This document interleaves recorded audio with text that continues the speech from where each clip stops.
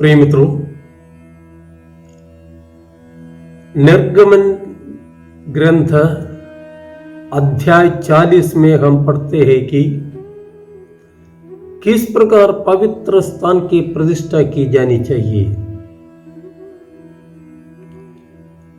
बलिवेदी की हर चीज को पवित्र करने की विधि वहां दी गई है। इसी प्रकार पुरोहितों को अभ्यंजित करने की विधि भी ईश्वर ने मूसा को विस्तार पूर्वक समझा दी। मतलब स्पष्ट है, पूजा वस्तु की तरह पूजा करने वाले भी पवित्र रहे, क्योंकि तभी वो पूजा ईश्वर के सामने स्वीकार्य होगी। याजकों को ये सत्य सदा मन में रखना चाहिए। मन पवित्र नहीं हो तो कायीन की बलि की तरह ये बलि भी तिरस्कृत हो जाएगी। राजा सुलेमान ने इस्राएलियों के लिए सर्वप्रथम मंदिर का निर्माण कराया। उस भव्य मंदिर की प्रतिष्ठा के दौरान बलिवेदी के सामने खड़ा होकर राजा ने जो प्रार्थना की वो अति सुंदर और गंभीर थी। राजाओं के पगले ग्रंथ अध्याय 8 में हम ये पढ़ सकते हैं। भाव विभोर होकर सुलेमान कहता है, हे इस्राएल के ईश्वर, क्या यह संभव है कि ईश्वर सचमुच पृथ्वी पर मनुष्यों के साथ निवास करे? आकाश तथा समस्त ब्रह्मांड में भी तू नहीं समा सकता, तो इस मंदिर की क्या जिसे मैंने तेरे लिए बनवाया है।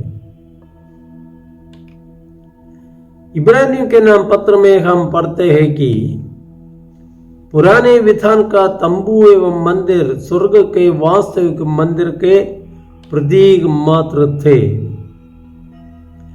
यीशु मसीह ही उस मंदिर के प्रधान याजक है। वो स्वर्ग में महामहिम ईश्वर के सिंहासन की दाहिनी ओर विराजमान होकर प्रभु द्वारा संस्थापित उस वास्तविक मंदिर तथा तंबू की सेवा करते हैं। अभी हम मत्ती रचित सुसमाचार अध्याय 12 में वर्णित विश्राम दिवस संबंधी प्रभु की शिक्षा पर जरा मनन करें। ऊपर हमने देखा, पुराने विधान में वर्णित मंदिर तथा पुरोहित आने वाले मसीह के प्रतीक मात्र थे। विश्राम दिवस का सख्ती से पालन करना यहूदियों का परंपरागत आचरण था। उसके साथ कोई समझौता वे खासकर फरीसी पंथ के लोग बर्दाश्त नहीं करते थे। इसीलिए शिष्यों के बाल तोड़कर खाने में उन्होंने आपत्ति उठाई। वास्तव में यह सख्ती एक गलतफहमी से होती थी, यानी वे नियम का सही मतलब समझते नहीं थे। प्रभु कहते हैं कि राजा दाऊद ने भूख को विवश होने पर अपने अनुचरों के साथ मंदिर में प्रवेश कर भेंट की रोटियां खाई थी। ऐसे करने की अनुमति उन्हें नहीं थी। फिर भी कोई भी दाऊद को दोषी नहीं मानते थे, क्योंकि दाऊद उनके लिए एक प्रतिष्ठित व्यक्ति थे। विश्राम के दिन पुरोहित मंदिर में अनेक कार्य करते हैं, लेकिन कोई भी उन पर नियम तोड़ने का आरोप नहीं लगाता है। मतलब साफ है कि दाऊद एवं पुरोहित परंपरा को तोड़ने पर भी निर्दोष माने जाते हैं, क्योंकि उनके कार्य मंदिर से जुड़े हुए थे।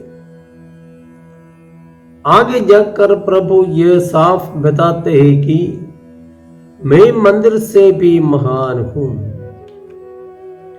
इसका मतलब यह कि पुराने विधान के नियम परंपराएं तथा मंदिर रूपी प्रतीक मसीह यीशु में पूरा हुआ। मंदिर, नियम और परंपराएं सबको पूरा करना उनके आगमन का उद्देश्य रहा।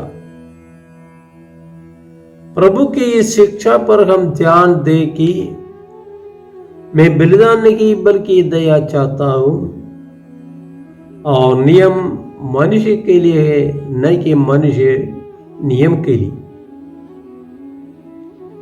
इस प्रकार नियम परंपरा के नाम पर बेसहारे निर्दोष लोगों को सताना प्रभु की दृष्टि में अपराध है।